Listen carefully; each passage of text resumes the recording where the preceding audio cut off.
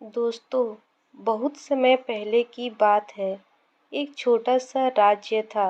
उस राज्य का राजा बहुत खुशहाल था। उसके पास किसी चीज की कोई कमी नहीं थी। प्रजा भी अपने राजा का खूब आदर सत्कार किया करती थी। प्रजा अपने राजा से बहुत खुश थी। लेकिन आज कुछ ऐसा हुआ था जिससे राजा की नींद हराम हो चुकी थी। राजा को रात भर नींद नहीं आ रही थी। 25 सालों से आज तक ऐसा कभी नहीं हुआ था।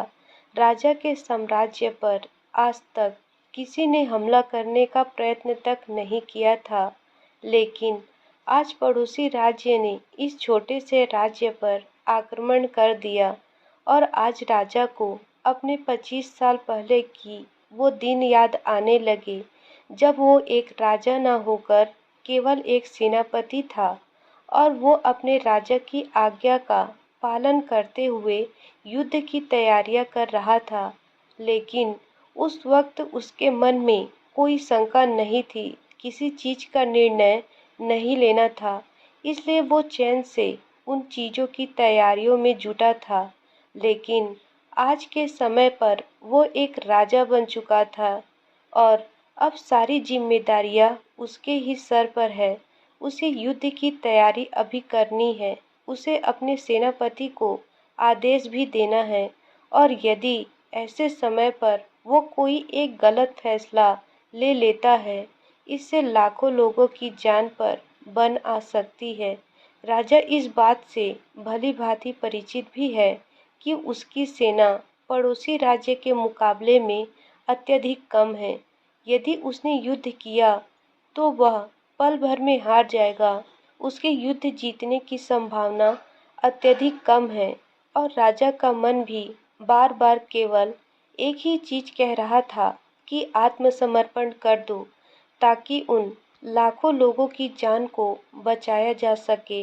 लेकिन तभी उसका दूसरा मन उससे कहता, नहीं, मैं आत्मसमर्पण नहीं करूंगा।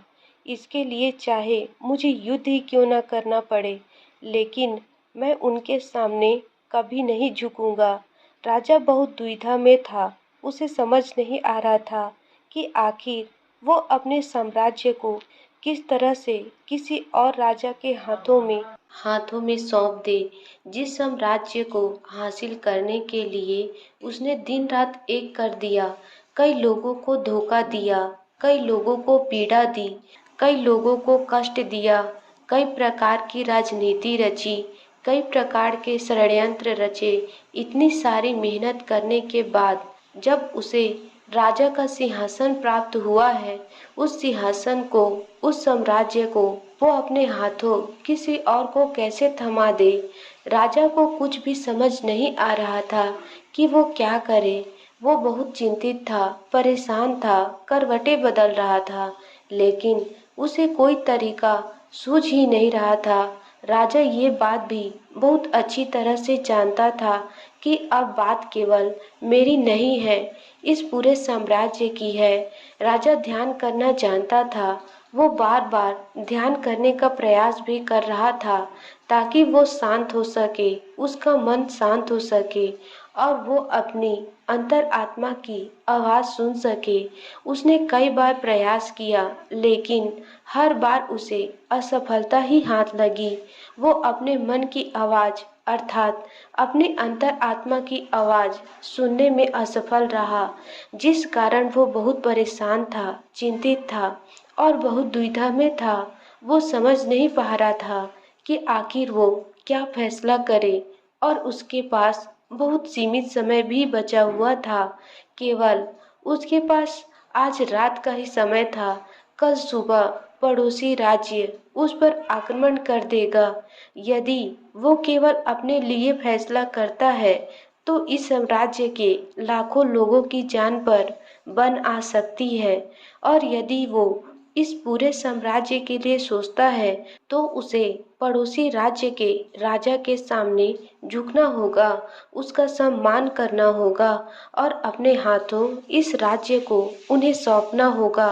राजा बेहद दुविधा में था, अत्यधिक परेशान था। आखिरकार वो अपने महल के छत पर पहुंचा, जहां ठंडी ठंडी हवाएं बह रही थी।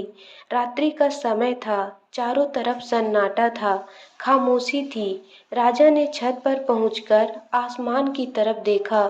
आसमान में एक पक्षी निडर होकर उड़ रहा था, अपनी ही मस्ती में, अपने ही अंदाज में।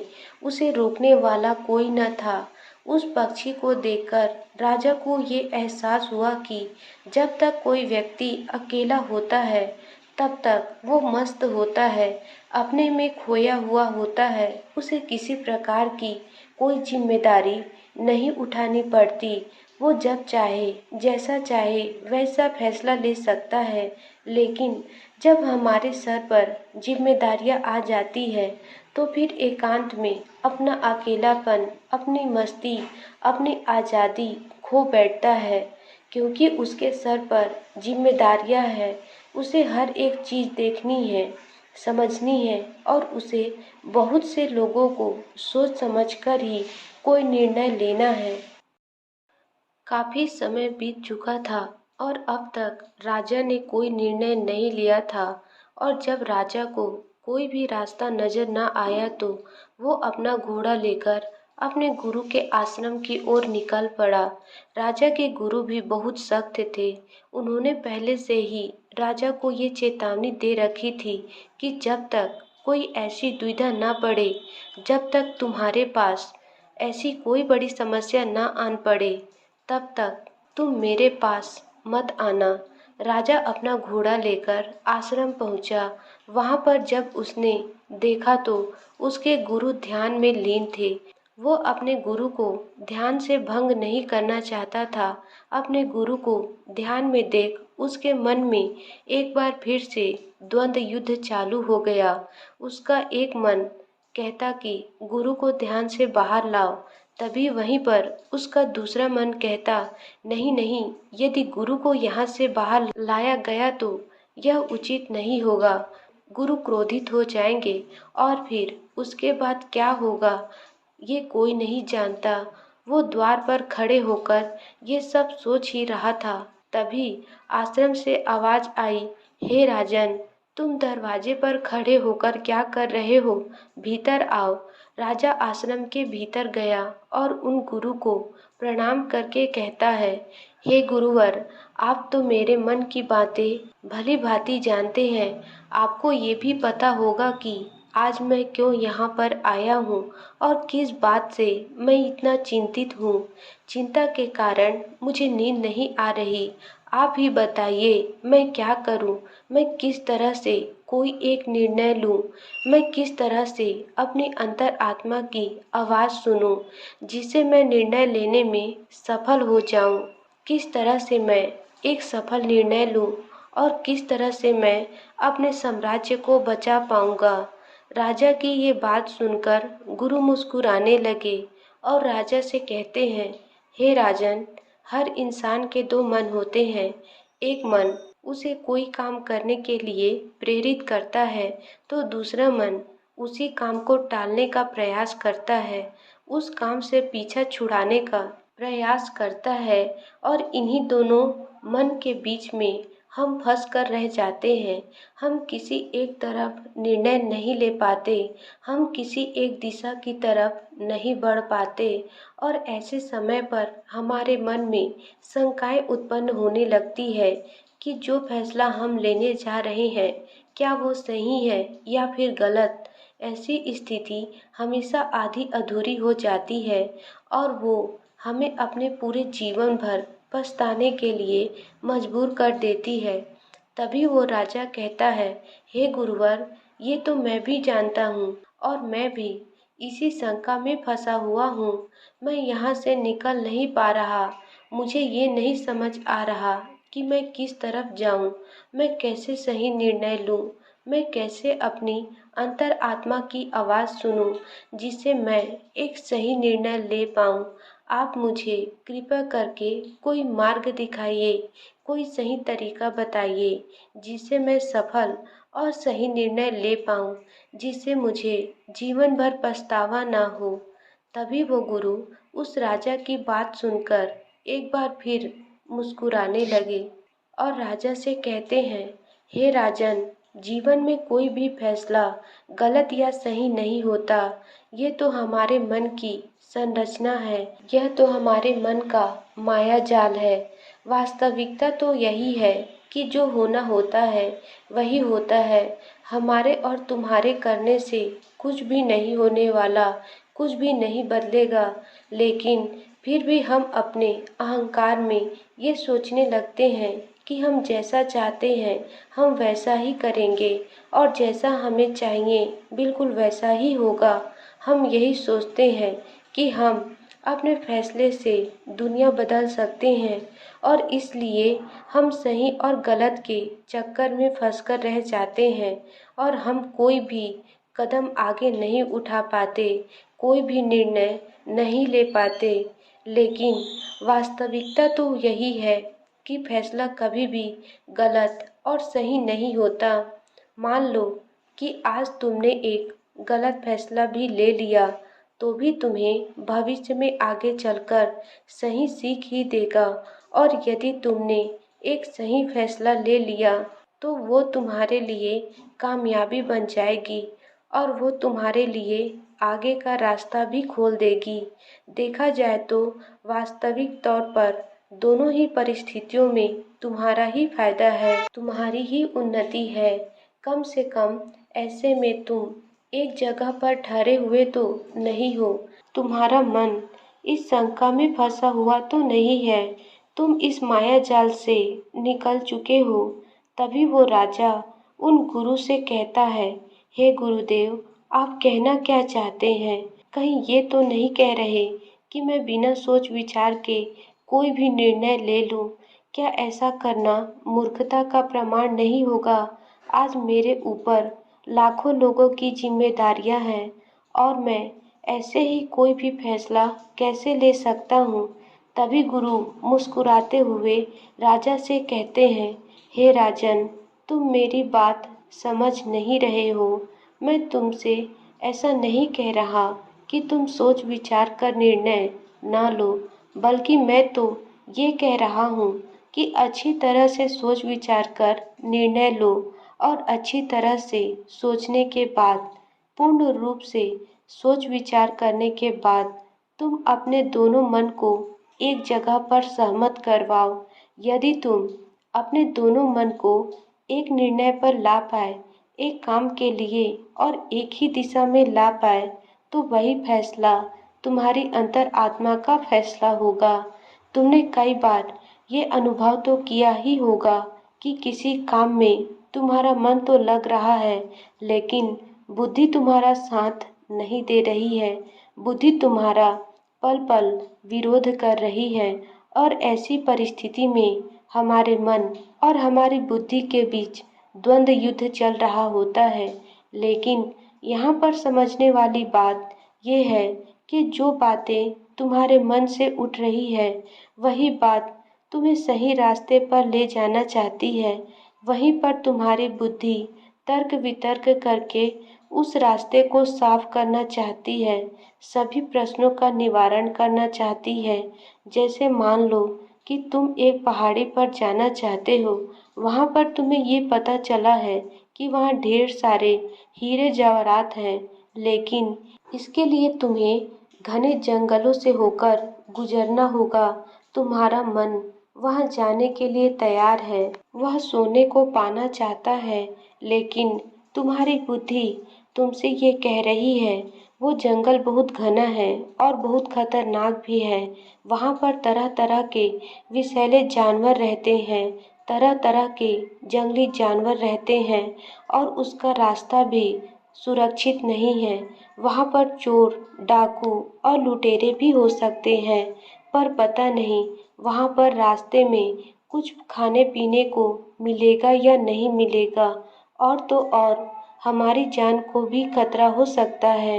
ये सारे प्रश्न हमारी बुद्धि खड़ी करती है, लेकिन इसका अर्थ ये नहीं कि तुम्हारी बुद्धि तुम्हें रोकने का प्रयास कर रही है, बल्कि वो तुम्हें सतर्क कर रही है। और जब तक तुम अपनी बुद्धि के सवालों का निवारण न कर लो, तब तक आगे बढ़ना मूर्खता का प्रमाण ही होगा। ऐसे रास्ते पर जाने से पहले तुम्हें अपने खाने पीने की सामग्री का बंदोबस्त करना होगा। उसके बाद सुरक्षा के लिए कुछ हथियार और कुछ सैनिक को भी साथ लेना होगा। और जब तुम्हारी बुद्धि पूरी तरह से संतुष्ट हो जाए, जब उसके सभी सवालों का निवारण तुम कर लो, तब तुम आगे बढ़ सकते हो, क्योंकि अब तुम्हारी बुद्धि के सभी सवालों का निवारण हो चुका है। लेकिन कुछ ऐसे लोग भी होते हैं जिन्हें पता होता है कि उस पहाड़ी पर खजाना है, लेकिन फिर भी वो ये जानते हुए कि रास्ता बड़ा कठिन है, लेकिन वो अपनी यात्रा कभी शुरू ही नहीं करते। हाँ, ये बात और है कि हो सकता है कि तुम्हें वहाँ पर पहुँचकर कोई खजाना ना मिले और तुम्हें वहाँ से खाली हाथ ही लौटना पड़े, लेकिन तुम्हें इस सत्य को भी जान लेना आवश्यक है कि जो होना होता है वही होता है। उसका अफसोस करके कोई मतलब नहीं। तुमने तो अपनी पूरी कोशिश की थी, तुमने अपना पूरा प्रयास लगा दिया था, लेकिन इसके बाद भी तुम्हें सफलता न मिली, तो इसका अर्थ यही है कि वहाँ पर तुम्हारे लिए जो होना था वही हुआ है। उसका अफसोस करके कोई अर्थ नहीं, लेकिन उसे यूं ही जाने देना भी सही नहीं है। उस हार से, उस अनुभव से हमें कुछ सीखना चाहिए, उससे सीख लेनी चाहिए और उसके बाद तुम्हें अपनी कोशिशों को और भी ज़्यादा बेहतर बनाना चाहिए। सिर्फ इसी चीज़ पर काम करना चाहिए, न कि व्यर्थ बैठकर पश्चाताप करना चाहिए, अफसोस करना चाहिए। मैं तो तुम्हें बस यही समझाना चाहता हूँ कि अंतरात्मा की आवाज़ हमें तब सुनाई देती है जब हमारा मन और हमारी बुद्धि दोनों एक बात पर पूर्ण रूप से सहमत हो जाते हैं। तभी वो गुरुदेव उस राजा को सावधान करते हुए कहते हैं, हे राजन, मेरी एक बात और अपने दिमाग में अच्छी तरह से बैठा लेना। जब भी कोई हानि होती है तो वो अपने पीछे पश्चाताप और अफसोस जरूर छोड़कर जाती है। तुम्हें हमेशा अपनी हार पर ऐसा ही लगेगा कि यदि मैंने कुछ ऐसा कर दिया होता तो शायद मैं सफल हो गया होता। और यही पश्चाताप, यही अफसोस तुम्हें हर काम के पीछे नजर आएगा जिस काम में तुम असफल हुए हो। जब भी कोई व्यक्ति असफल होता है तो वो यही सोचता है कि यदि मैंने इस काम को उस तरीके से कर दिया होता या फिर उसके कहे के अनुसार कर दिया होता तो शायद मैं आज यहाँ पर सफल हो चुका होता। लेकिन वास्तविकता तो यही है कि होनी कभी भी इस बात का एहसास नहीं होने देगी कि तुम्हारे साथ क्या तय किया गया है और तुम्हारे साथ क्या होने वाला है। हाँ, ये बात और है कि कुछ सचेत और कुछ जागरूक लोग ही इस बात को जान पाते हैं कि उनके साथ आगे क्या होने वाला है, इसलिए वो कभी भी उस चीज़ के होने का पश्चाताप नहीं करते, उसका अफसोस नहीं करते, क्योंकि उन्हें पूरा पता होता है कि आखिर क्या होने वाला है और वो अपनी पूरी कोशिश करते हैं। उसके बाद जो कुछ होना था वो तो होना ही है, उसमें पछतावा करके क्या लाभ। किंतु जिन लोगों को अपने फैसले पर यकीन नहीं होता, वो हमेशा केवल सोचते ही रह जाते हैं। वो हमेशा अतीत के बंधनों में बंधे रह जाते हैं, दुखी रहते हैं, रोते रहते हैं, लेकिन वो अपने जीवन में कुछ नहीं कर पाते। लेकिन एक बुद्धिमान व्यक्ति ये भली भांति जानता है कि अतीत को बदला नहीं जा सकता। हाँ, उससे सीख जरूर ली जा सकती है, लेकिन उस पर बैठकर अफसोस करना व्यर्थ है।